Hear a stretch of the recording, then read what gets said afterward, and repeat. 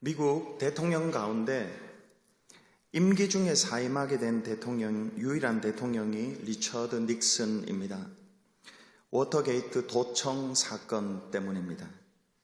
워터게이트란 말은 말 그대로 수문입니다. 이 수문이라는 단어, 워터게이트라는 단어는 성경 느헤미야 8장에서 빌려온 말입니다. 느헤미야 8장에서 10장까지의 내용은 워터게이트 리바이벌, 예루살렘 수문 부흥회, 수문 사경회로 알려져 있습니다. 그 부흥회에서 느헤미야 8장은 율법에 관한 강조점이 있고 9장은 회개에 관한 강조점이 있고 10장은 언약 갱신에 관한 강조점이 있습니다. 오늘 우리가 길게 읽은 느헤미야 9장의 90%가 레위인들의 긴 기도문입니다.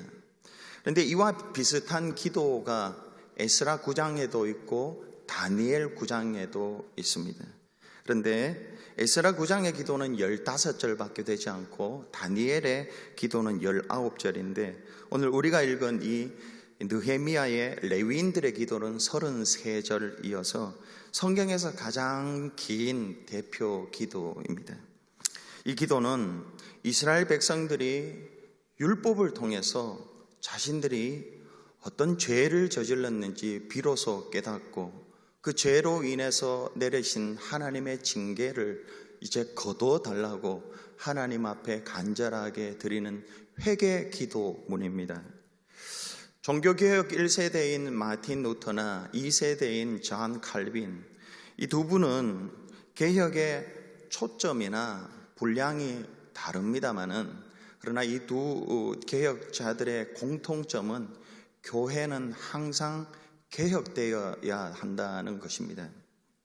왜냐하면 천상의 14만 4천의 교인들, 그것과 달리 이 지상의 교인들은 한편으로는 의인이지만 한편으로는 죄인입니다.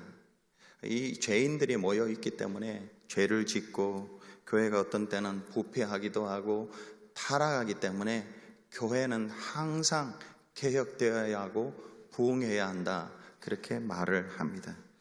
오늘 첫째로 교회의 개혁과 부흥의 필요성을 우리는 아는데 그것이 왜 필요한가? 우리의 죄 때문입니다. 이스라엘 백성들, 오늘 본문에 그리고 특별히 레위인들, 지도자들이 이스라엘의 개혁과 부흥의 필요성을 절감했습니다. 그 이유는 당시에 이스라엘의 백성들의 상황에 대해서 이렇게 판단했기 때문에 그렇습니다. 진단했기 때문에 그렇습니다. 36절에 이렇게 기록하고 있습니다. 우리가 오늘날 종이 되었는데 곧 주께서 우리 조상들에게 주사 그것의 열매를 먹고 그것의 아름다운 소산을 누리게 하신 땅에서 우리가 종이 되었나이다. 상황을 보니까 종이 되었다는 말을 2번이나 하고 있습니다. 이전에 이스라엘 백성들은 가나안 땅에 들어가서 거기에 있는 아름다운 열매들, 그것들을 먹고 그 소산들을 누리면서 살았는데 어쩌다가 지금은 그걸 하나도 먹지 못하고 종이 되어 있습니다. 누리지 못하고 있습니다. 다 빼앗겼습니다.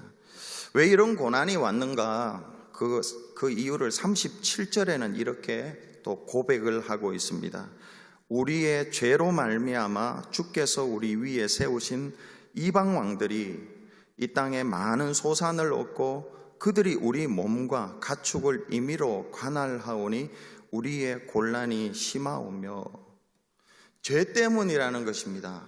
죄 때문에 마땅히 누려야 할 소산들을 다 잃어버리고 우리의 몸과 우리의 가축을 이방 왕들이 뺏고 다스림을 받는 식민 통치가 있게 되었다는 것입니다. 그러면 그들이 지은 죄가 무엇인가?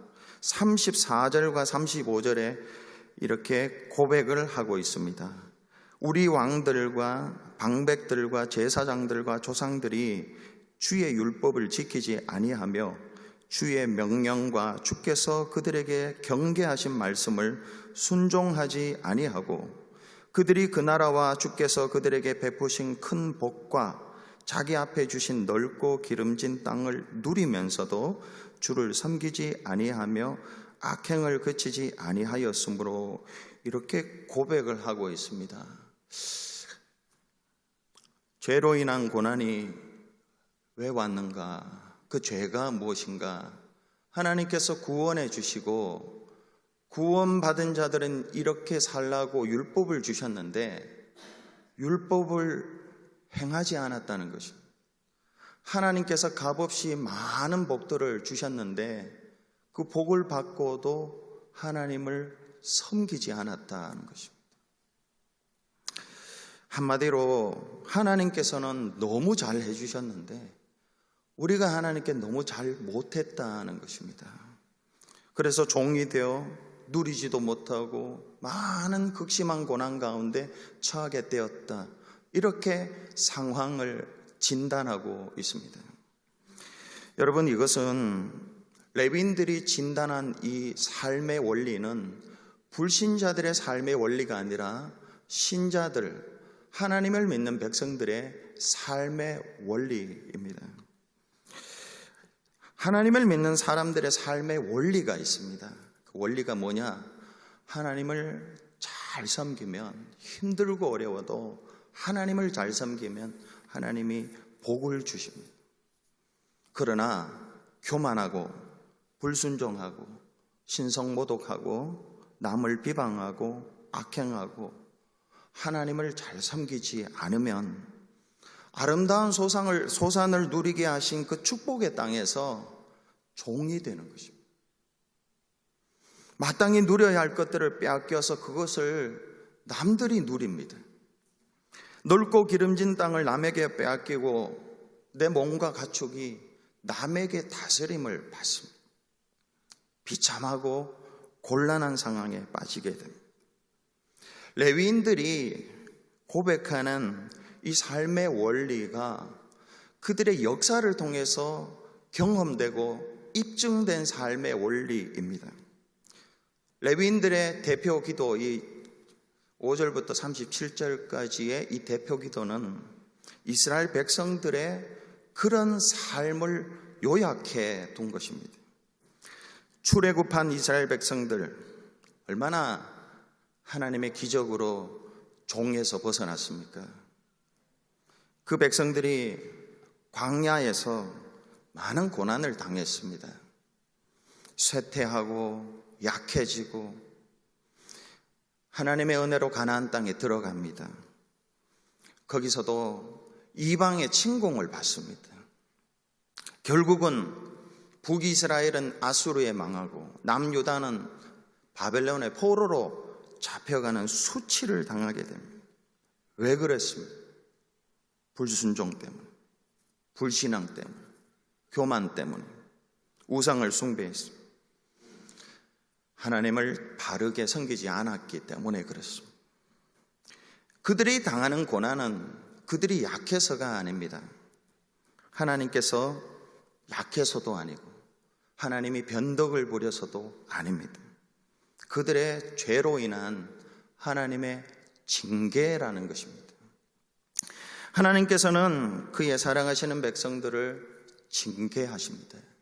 징계하시는 이유가 분명합니다.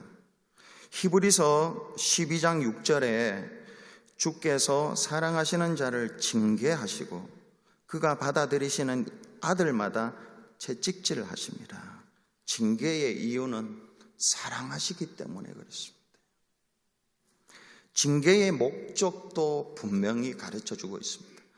히브리서 12장 10절에 사람들은 잠시 자기의 뜻대로 징계하였거니와 오직 하나님은 우리의 유익을 위하여 그의 거룩하심에 참여하게 하시느니라.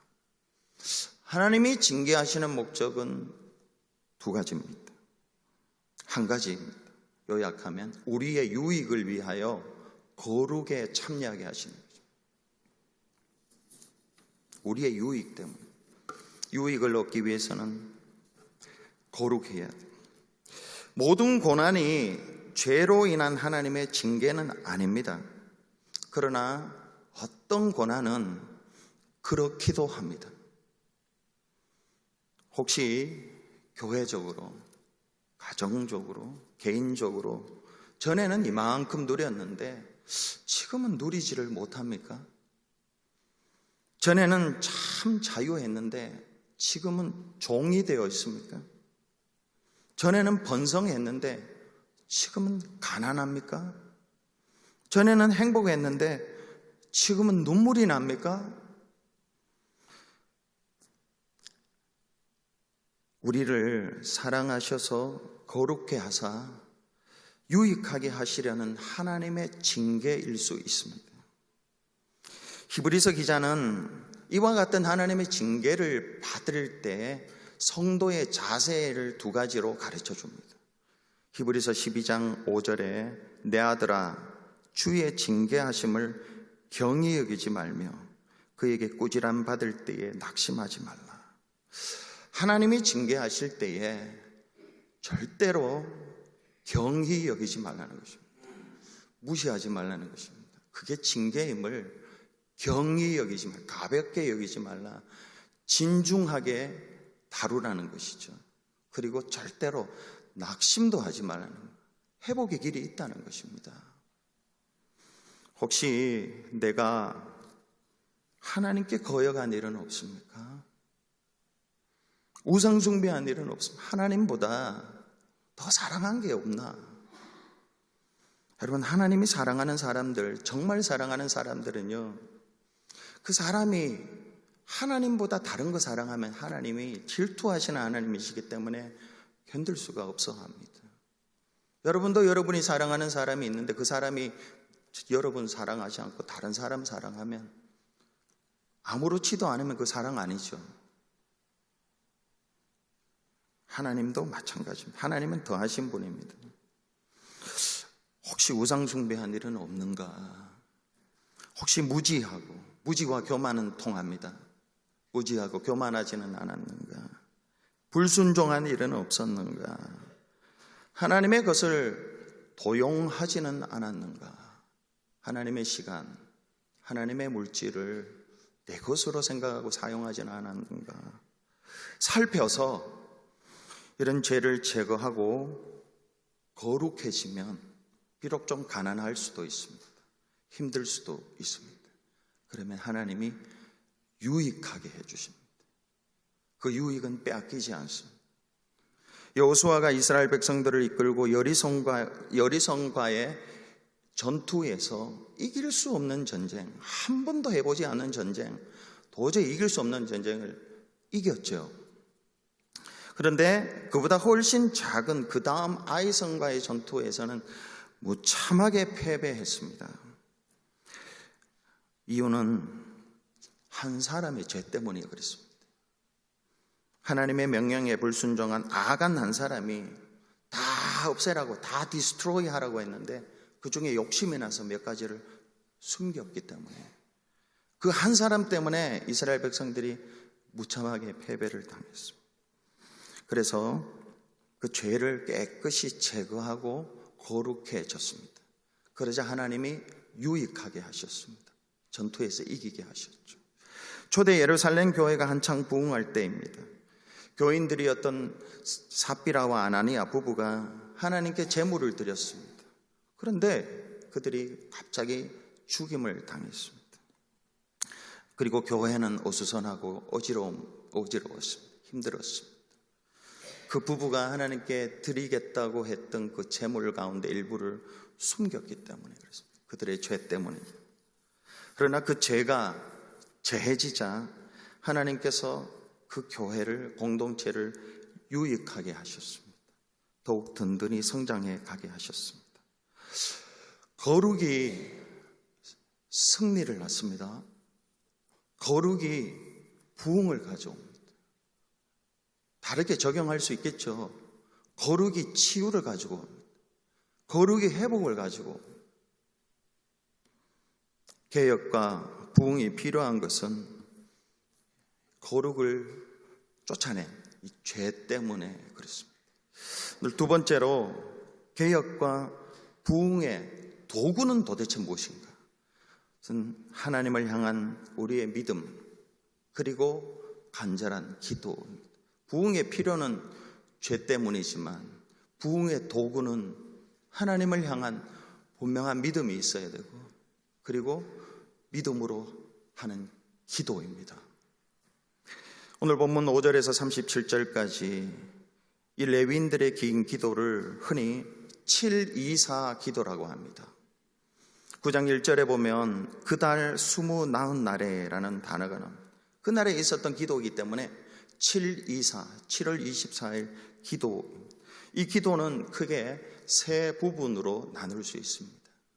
첫째는 천지 참 만물을 창조하신 전능하신 하나님을 찬양하고, 그러면서 그 하나님에 대한 믿음을 마음에 새깁니다. 5절을 보면 5절은 하나님이 어떤 분이신지 성품을 찬양하고 있습니다.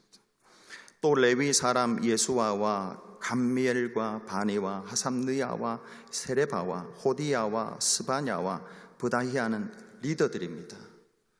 공동체 리더들이 지금 뭘 하는지 보세요. 이르기를 너희 무리는 마땅히 일어나 영원부터 영원까지 계신 너희 하나님 여호와를 송축할지어다. 주여 주의 영화로운 이름을 송축하올 것은 주의 이름이 존귀하여 모든 송축이나 찬양에서 뛰어남이니이다. 하나님의 영원하신 성품, 그것을 높이 찬양하면서 그들 마음속에 그들이 믿는 하나님은 하루 이틀 지나서 변덕을 부리시는 분이 아니다. 나를 사랑하시되 영원히 사랑하시는 분이다라는 것을 마음에 깊이 새깁니다. 6절은 그 레위인들이 하나님의 행하심을 찬양합니다. 오직 주는 여호와시라. 하늘과 하늘들의 하늘과 이를 성신과 땅과 땅 위의 만물과 바다와 그 가운데 계신 모든 것을 지으시고 다 보존하시노니 모든 천군이 주께 경배하나이다. 하나님은 저 하늘의 해와 달과 별을 어떻게 만들었을까? 하나님의 전능하신 손으로 만드시고, 그리고 다 보존하셨다. 그것을 찬양하고 마음에 또 하나님의 그 믿음을 새깁니다. 그러면서 하나님, 우리가 사는 지금 환경이 종과 같습니다. 아무것도 누리지 못하고 있습니다. 다 빼앗겼습니다. 환경이 이렇게 열악합니다. 해와 달과 별을 만드시고 그것들을 보존하신 하나님, 내 삶의 환경을 하나님이 바꿔주실 수 있습니다. 하나님만이 내 환경을 바꿔주실 수 있습니다. 이걸 마음에 믿었죠. 둘째 724의 기도가 이제 본론으로 접어 들어갑니다. 가장 긴 부분인데요, 7절부터 31절까지인데, 여기는 이제 하늘에서 눈을 돌려서 이스라엘의 역사를 쭉 살펴봅니다. 이스라엘의 역사를 살펴보고 하나님이 은혜 베푸셨는데 거절하고 반역했던 그 백성들을 하나님이 다시 회복시켜 주시고, 또 거절하고 반역했던 백성들을 다시 회복시켜 주시는 하나님에 대한 믿음을 마음에 새깁니다. 도저히 회복할 수 없었던 백성들을 하나님이 회복시켜 주십니다. 하나님이 하시면 됩니다. 그러면서 이런 믿음을 돌아보면서 가지는 겁니다. 먼저 이스라엘의 역사의 시작은 아브라함이죠. 아브라함을 돌아봅니다. 7절부터 8절까지 읽어보겠습니다. 주는 하나님 여호와시라. 옛적에 아브라함을 택하시고 갈대아 우르에서 인도하여 내시고 아브라함이라는 이름을 주시고 그의 마음이 주 앞에서 충성됨을 보시고 그와 더불어 언약을 세우사 가나안 족속과 헷 족속과 아모리 족속과 브리스 족속과 여부스 족속과 기르가스 족속의 땅을 그의 씨에게 주리라 하시더니 그 말씀대로 이루셨사오매 주는 의로우시니이다. 여러분, 이제부터 여기서부터는 하나님의 주권이 굉장히 강조되는 레위인들의 고백이고 기도입니다. 아브라함이 하나님을 찾아갔다고 하지 않습니다. 하나님이 아브라함을 찾아가셔서 부르시고 이름을 바꿉니다. 이름을 바꾸고 그의 마음이 주 앞에서 충성됨을 보고 후손들에게 7 족속의 땅을 주시겠다고 했습니다. 후손들이 충성됨을 본 게 아닙니다. 아브라함 한 사람이 하나님 앞에 충성됨을 보고 가나안 7족속의 땅을 주겠다고, 후손들에게 주겠다고 약속하시고, 그리고 이루셨다고, 그리고 의로우신 분이라고 고백합니다. 하나님이 나도 부르시고 내 이름도 바꿔주시고 내 충성됨을 보시고 후손들에게 복 주시겠다, 이거 믿는 거죠. 그 다음 하나님께서 출애굽과 홍해와 광야에서 행하신 일들이 9절에서 12절인데요 그것들을 회상하면서 또 믿음을 또 책입니다. 이때도 하나님이 하셨습니다. 하나님이 하시면 됩니다 라는 주권을 강조합니다. 주께서 이스라엘을 출애굽하셨습니다. 주께서 그들을 홍해를 육지같이 건너게 하셨습니다. 주께서 애굽 군대는 수장시키셨고 주께서 이스라엘이 광야를 지날 때 낮에는 구름 기둥 밤에는 불 기둥으로 비추어 주셔서 그들의 갈 길을 밝혀 주셨습니다. 고백합니다. 고백하면서 믿음이 새겨지는 겁니다. 그 다음은 하나님은 시내산에서 율례와 계명을 주셨음을 13, 14절에서 고백하고 있습니다. 노예 출신의 오합지졸의 이스라엘 백성들, 히브리 노예 출신들입니다. 근데 그들이 갑자기 어엿한 국가로, 멋있는 국가로 탄생하는데 그것이 하나님이 주신 율법 때문에 그랬습니다. 하나님이 오합지졸의 노예 출신, 말도 듣지 않고 질서도 지키지 않는 그들이 하나님이 함께 하시면 어엿한 국가로 탄생할 수 있다는 것을 고백하며 믿습니다. 영적 필요뿐 아니라 육적인 필요인 먹을 것을 마실 것을 주었다고 15절은 또 고백합니다. 여러분, 제가 이 말씀을 드리면서 할 때에 여러분 믿음을 가지셔야 돼요. 믿음을. 하나님께서 여기까지 신실하게 하셨고 한결같은 은혜와 자비를 베푸셨습니다. 그럼 하나님 잘 섬겨야 되죠. 근데 이스라엘 백성들은 반역했다고 16절에서 18절까지 레위인들이 고백합니다. 교만하여 목이 뻣뻣했고 고집이 세서 하나님의 명령에 순종하지 않았습니다. 그러나 하나님은 여전히 그들을 버리지 않고 용서하셨고 사랑하셨다고 고백합니다. 하나님이 그러셨군요. 그런데 이스라엘은 또다시 금송아지를 만들어서 우상 숭배를 했고 하나님을 모독합니다. 그렇지만 하나님은 그들을 다시 불쌍히 여기시고 구원해 주셨고 이전과 같이 여전히 낮에는 구름 기둥 밤에는 불 기둥으로 그들의 갈 길을 인도해 주셨다고 또 고백을 합니다. 그들을 가르쳐 주셨고 만나와 물을 공급해 주셨습니다. 광야 40년 이스라엘의 반복되는 불신앙과 불순종에도 불구하고 하나님께서는 지속적인 긍휼과 자비를 베풀어 주셨음을 그들은 고백합니다. 21절이 광야 40년의 결론적인 고백입니다. 40년 동안 들에서 기르시되 부족함이 없게 하심으로 그들이 그 옷이 헤어지지 아니하였고 발이 부르트지 아니하였사오며. 참 눈물 나는 고백이죠. 얼마나 많은 하나님의 은혜를 베풀어 주셨는데 또 얼마나 많이 반역을 했는데 하나님이 그 발이 부르트지 않고 옷이 헤어지지 않게 지켜주셨다고 고백합니다. 하나님, 우리의 죄가 이렇게 많은데도 불구하고 하나님은 우리를 덮어주시고 옷이 헤어지지 않도록 하나님은 해주실 수 있는 분입니다. 이런 고백 아니겠습니까? 이런 믿음 아니겠습니까? 이스라엘 백성들이 드디어 젖과 꿀이 흐르는 가나안 땅에 입성합니다. 그 22절에서 25절의 내용이고요. 하나님은 가나안 땅에 들어간 이스라엘 백성들에게 한량없는 복을 내려주셨습니다. 그들이 행하지 않은 것들을 주셨습니다. 그게 25절에 이렇게 기록합니다. 그들이 견고한 성읍들과 기름진 땅을 점령하고 모든 아름다운 물건이 가득한 집과 판 우물과 포도원과 감람원과 허당 과목을 차지하여, 어떻게 차지합니까? 하나님이 차지하게 해주셨다. 배불리 먹어 살찌고 주의 큰 복을 즐겼사오나. 토마스 칼라일이라는 분이 이런 말을 했습니다. 역경을 견딜 수 있는 사람, 고난을 견딜 수 있는 사람은 100명이라면 번영을 견딜 수 있는 사람은 1명에 불과하다. 역경은 한 100명 정도가 다 견딜 수 있는데 번영을 줄 때는 그걸 견딜 수 있는 사람, 그 번영 앞에서 죄 짓지 않고 거룩하게 살 수 있는 사람이 1명밖에 없다는 거죠. 이런 말을 했는데, 하나님께서 이스라엘 백성들에게 번영을 주실 때마다 이스라엘 백성들은 그 번영을 견디지 못하고 주기적으로 계속 반복해서 죄를 짓습니다. 그게 26절에서 31절까지 내용입니다.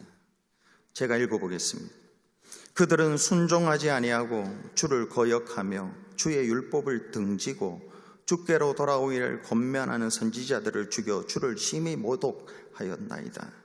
그러므로 주께서 그들을 대적의 손에 넘기사 그들이 곤고를 당하게 하시매 그들이 환난을 당하여 주께 부르짖을 때에 주께서 하늘에서 들으시고 주의 크신 긍휼로 그들에게 구원자들을 주어 그들을 대적의 손에서 구원하셨거늘 그들이 평강을 얻은 후에 다시 주 앞에서 악을 행함으로 주께서 그들을 원수들의 손에 버려두사 원수들에게 지배를 당하게 하시다가 그들이 돌이켜 주께 부르짖음에 주께서 하늘에서 들으시고 여러 번 주의 긍휼로 건져내시고 다시 주의 율법을 복종하게 하시려고 그들에게 경계하셨으나 그들이 교만하여 사람이 준행하면 그 가운데에서 삶을 얻는 주의 계명을 듣지 아니하며 주의 규례를 범하여 고집하는 어깨를 내밀며 목을 굳게 하여 듣지 아니하였나이다.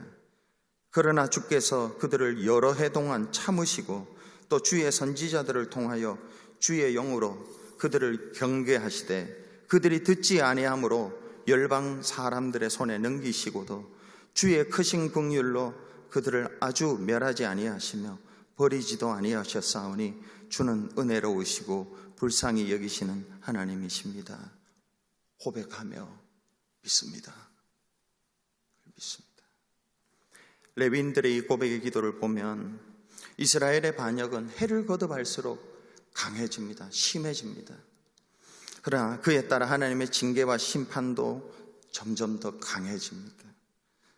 그러나 그들이 그때도 하나님께로 돌아오면, 회개하면 하나님이 처음 것처럼 그렇게 다시 회복시켜 주시고 받아주십니다. 조지 산타냐라는 분이 이런 말을 했습니다. 과거를 기억할 수 없는 자들은 과거를 반복하는 벌을 받는다. 과거를 기억할 수 없는 자들은 과거를 반복하는 벌을 받습니다. 레위인들은 과거를 반복하는 벌을 받지 않으려고 과거를 지금 철저하게 지금 반복하고 있습니다. 과거 역사를 통해 하나님이 어떤 분이신지, 그분이 어떤 일을 행하셨는지를 알고 과거를 반복하는 벌을 하나님의 도움을 받아서 피하려고 지금 이렇게 하는 것입니다. 과거를 반복하면서 하나님에 대한 믿음을 굳게 가졌습니다. 오늘 세 번째로, 마지막으로 7월 24일 724 레위인들의 기도의 세 번째 부분은 드디어 하나님 앞에 기도합니다. 32절에 우리 하나님이여 광대하시고 능하시고 두려우시며 언약과 인자하심을 지키시는 하나님이여 우리와 우리 왕들과 방백들과 제사장들과 선지자들과 조상들과 주의 모든 백성이 아수르 왕들의 때로부터 오늘까지 당한 모든 환난을 이제 작게 여기지 마옵소서. 여러분, 이 레위인들의 이 기도가 어떻게 가능했는지 그것은 앞서 제가 반복해서 우리가 들었습니다. 그들은 역사를 통해서 하나님이 이런 분이셨다라는 것을 그들이 믿었고 정말로 회복할 수 없는 상황, 아무도 도와주지도 않는 그런 상황, 이게 어떻게 회복이 될까? 어떻게 이 종에서 자유케 하고 어떻게 다시 누릴 수 있을까? 이런 정말 절망적인 상황에서 하나님이 도우시면 된다고, 하나님이 행하시면 된다는 역사를 통해서 이 믿음을 가지고 그 믿음에 근거해서 비로소 기도하면 되겠구나, 기도하면 하나님이 회복시켜 주시겠구나, 이 믿음에 도달해서 기도를 하게 된 것입니다. 여러분, 기도를 하지 않는 이유는 믿음이 없기 때문에 그렇습니다. 믿음은 기도를 낳습니다. 마가복음 5장에 보면 혈루증으로 12년이나 고통을 당하다가 예수님의 옷가에 손을 대고 혈루의 근원이 말라 고침받은 여인의 이야기가 나옵니다. 이 여인이 고침을 받은 이유가 두 가지입니다. 첫째는 세상적인 모든 방법을 다 썼지만은 안 되는구나, 세상적인 방법에 대한 한계를 절감했습니다. 아무리 사람이 도와줘도, 아무리 내가 가진 재산을 써도 안 되는구나, 그걸 그가 깨달았습니다. 마가복음 5장 26절에 많은 의사에게 많은 괴로움을 받았고 가진 것도 다 허비하였으되 아무 효염이 없고 도리어 더 중하였던 차에, 한 가지가 더 있습니다. 그것은 27절에 보면, 마가복음 5장 27절에 예수의 소문을 듣고, 예수의 소문을 들었습니다. 마가복음 5장 27절에 이르기 전에 예수님이 마가복음 1장과 2장과 3장과 4장에서 행하신 소문을 들었습니다. 역사를 살폈습니다. 마가복음 1장에 보면은 예수님이 귀신을 쫓았습니다. 시몬의 장모의 열병, 고칠 수 없는 불치병을 고치셨습니다. 2장에는 중풍병, 지금도 불치병이죠, 고쳤습니다. 3장에 손이 마른 자의 손을 회복시켜 주셨고 4장에는 광풍을 잔잔케 하셨습니다. 예수님이 이런 분이시니 내 혈루 근원도 마르게 해주실 수 있구나, 예수의 소문을 듣고 믿음을 가지게 된 것이죠. 레위인들이 그들의 역사를 보면서 하나님에 대한 믿음을 가졌듯이 이 여인도 예수의 소문을 듣고 믿음을 가지게 되고 믿음으로 옷가에 손을 대었더니 낫게 되었습니다.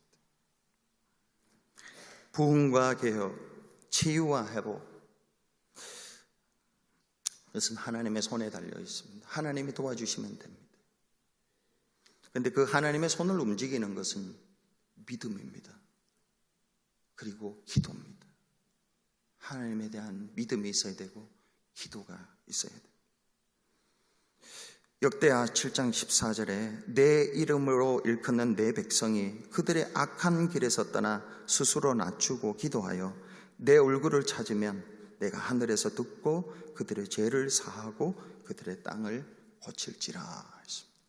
기도하겠습니다. 자비하신